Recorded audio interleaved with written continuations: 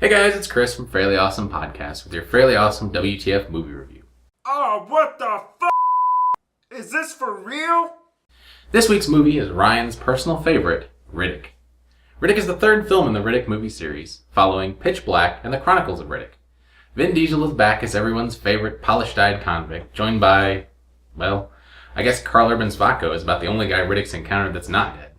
So anyway, on to the movie. We join Riddick on a wasteland planet where everything is trying to kill him. In classic Riddick style, he fends off all attackers and finds a place to settle down. A flashback shows us that after many failed assassination attempts as the new Lord Marshal of the Necromongers, Vaco promises to give Riddick his home planet of Furia in exchange for the throne. Deceived by Crone, Vaco's aide, Riddick is left for dead on the wasteland planet.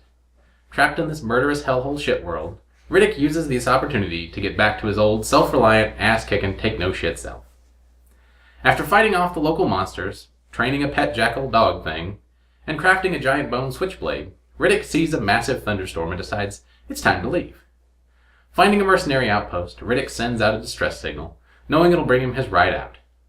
The distress beacon draws two bounty hunter crews. The first crew, led by Santana, no, not that Santana, yeah, that one, is the classic ragtag mercenary team out for Riddick's head and the massive double if dead bounty.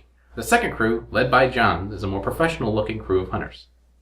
After the two crews work out the chain of command, they set about finding Riddick. In classic Riddick fashion, he finds them first and kills a handful to show that he means business. The next hour of Riddick is pretty much the standard fare of everybody dying either at the hands of Riddick or vicious monster aliens Riddick warns everybody about first. In the process, there are exciting moments like standing in the pouring rain, keeping watch in the pouring rain, riding hoverbikes in the pouring rain, running across alien-infested expanses in the pouring rain, and dying in the pouring rain. Does Riddick escape the planet? Does everyone die? Well, the movie's called Riddick, and there's a fourth film planned, so I trust you'll figure it out yourself.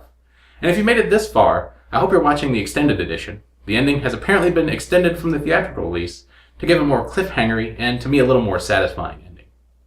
So on the plus side, if you were a big fan of Pitch Black, you're probably going to enjoy Riddick. On the unplus side, that's primarily because Riddick is almost Pitch Black remade. There are several references back to Pitch Black, as Boss Johns, the professional merc leader, is the father of William Johns, the mercenary who captured Riddick in Pitch Black. When Riddick is captured by the mercenaries, it's pointed out there are roughly the same number of mercs as there were survivors in Pitch Black. There's everybody dying by either Riddick or an alien's hand, a radical weather-like event that makes the aliens a problem, a journey into the thick of the aliens to retrieve something necessary to leave the planet, and roughly the same surviving characters. The other downside to Riddick is that this movie comes almost 10 years after the Chronicles of Riddick. That's a long friggin' time between films. And while I could have watched Pitch Black and the Chronicles of Riddick to refresh my memory before this film, ain't nobody got time for that. Hopefully, if there is a fourth movie, they hustle up a bit so it's a little more fresh in people's minds. Although that could hurt them if it turns into a remake of a previous film. So if you like Pitch Black and the Chronicles of Riddick, you may like Riddick. Or you may be annoyed at the fact that you've seen this movie already, and it pretty much does little to move the Riddick mythos anyway. Hopefully the extra bit of ending on the extended cut is an indication that the series now has a definite Necromonger-related story direction, and to tie up some jumping off point to tie up some loose ends from the previous film, and get everybody back into the saga of Riddick. Let's hope it doesn't take another 10 years to find out. Also, fun fact for gamers, Andreas Apergis, who plays Crone, was also the voices of Francesco De Pazzi and Cesare Borgia in the Assassin's Creed series, and annoying head of cybersecurity at Seraph Industries, Frank Pritchard, in Deus Ex Human Revolution. So there you go. Alright, that wraps up Riddick.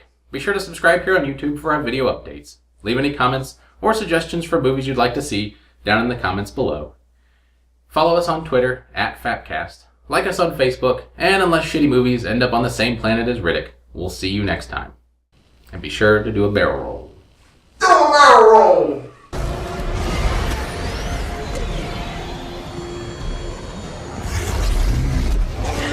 Do a barrel roll!